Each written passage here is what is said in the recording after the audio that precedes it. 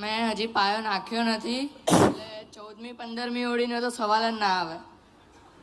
એ ગુરુદેવ કહે છે તો જ હું પાયો નાખીશ, અગર નહીં કહે તો નહીં નાખું, પણ પ્રશ્નનો ઉત્તર તો આપવો જ પડશે.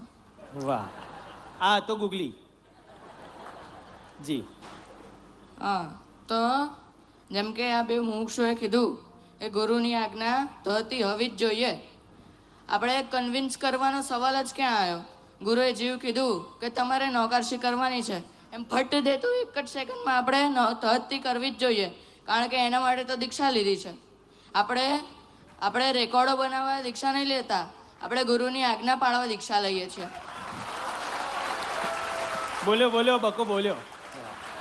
દેવ ગુરુની કૃપા. ક્યાંથી છો? અમદાવાદ? અમદાવાદ. વાહ, અમદાવાદી.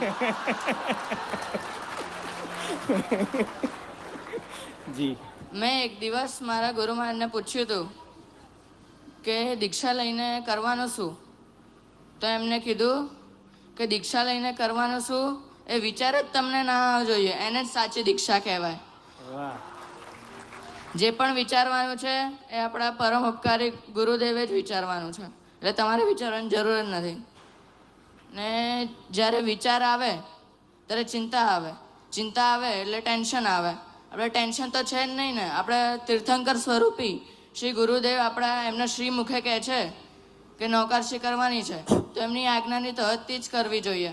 આપણે પરમ ઉપકારી છે એમનો એક વાત સમજી લોજો, એક વસ્તુ પણ એવી નથી જે આપણા ગુરુને એક શબ્દને પણ ઋણ ચૂકાવી શકે. આઈ રિપીટ, એક વસ્તુ પણ એવી નથી જે આપણા ગુરુદેવના એક શબ્દ મોઢામાંથી નીકળે ને એ ચૂકાવે એવી નથી. ને પછી હું કહેવા માંગીશ કે ચિંતા તો તમને હોય, કારણ કે તમારી પાસે તમારું મન છે, બરાબર? મારી પાસે, હા બરાબર. મારે તો ચિંતા જ નહીં ને, મેં તો મારા ગુરુદેવને મારું મન આપી દીધું છે. મન વચન કાયાથી સમર્પણ કરી દીધું છે, એટલે હવે તમારે ટેન્શન ના જોઈતો હોય તો 66 ને 67 કરી દઈએ. બોલો, જય બોલાઈ દઈએ, દીક્ષા જ કરાવી દઈએ. મારું માઇક બંધ છે, સમજો તમે. અમદાવાદી ભાઈ, મારું પણ નેટિવ પ્લેસ એ જ છે. ધન્યવાદ ક્રિશભાઈ. જય હો ભાઈ. તમે કયા ગુરુદેવના ચરણોમાં જીવન સમર્પિત કરો છો? મારા ભાઈ મહારાજ પૂજ્ય વૈરાગ્ય પ્રેમ વિજયજી મહારાજ. અને એમના ગુરુદેવ? એમના ગુરુદેવ પૂજ્ય ધર્મ પ્રેમ વિજયજી મહારાજ. ઓકે, વાહ. અને એમના ગુરુદેવ?